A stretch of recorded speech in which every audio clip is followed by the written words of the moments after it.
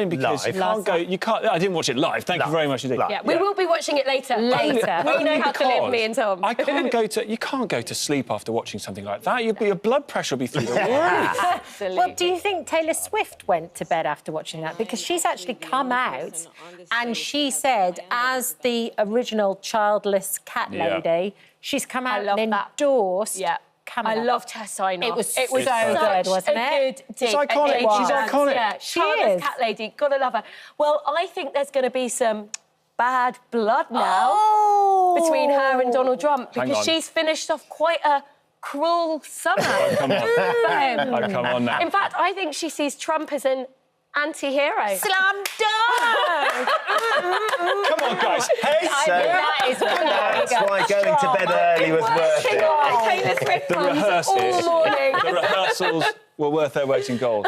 Is her endorsement worth its weight in gold, though, Tom? Absolutely. But the reality is, and Noel, who's one of the correspondents on Good Morning Britain, was there yesterday, and he was on this morning, and he was in a diner, and I think universally most people that sort of thought that Kamala Harris won the debate quite clearly. The Trump supporter he spoke to said, how do you think Trump got on? It was a tough night for him. No, I think he did really well. What would you give him out of 10? 8 out of 10. Is it actually going to shift the dial? It's going to shift... Well, it's not going to shift the dial for people who have already made their minds up, and there are a lot of Americans who have already made their minds up. This election is going to come down to possibly tens of thousands of people in certain areas of the country. It is that tight. Right. And so, yes, Taylor Swift's endorsement of a particular political character, or political operator, in this case Kamala Harris, may well make a difference. And I think Sonia was talking about this earlier, so I don't want to nick your point, Sonia, because you're absolutely right to say that the way in which Taylor Swift phrased her message wasn't, oh, well, you Trump voters are all an absolute load of deranged... But it's a fighting call. It's a call to battle. But it was very, you know, she was positive about Kamala, and then she had a really good message for her fans, which was, this is my choice, but you've got your choice. Go out, do your research. I'm going to put some links up in this story about how to vote. She was like, I recommend you vote early. And I really... It's very Taylor, the way she did it. I loved it.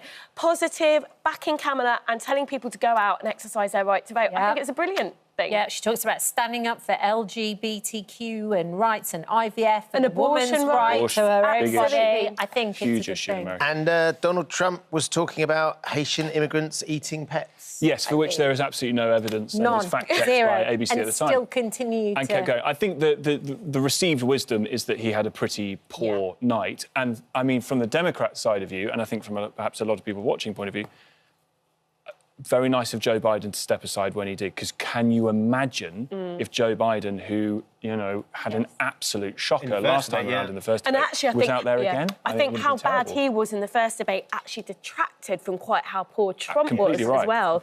And this time we're really getting to see... And I find it's kind of hilarious, the sort of American culture around briefing around these debates. And as you said, the surrogates go out and they say, oh, yeah, it was brilliant. It was brilliant. You're like...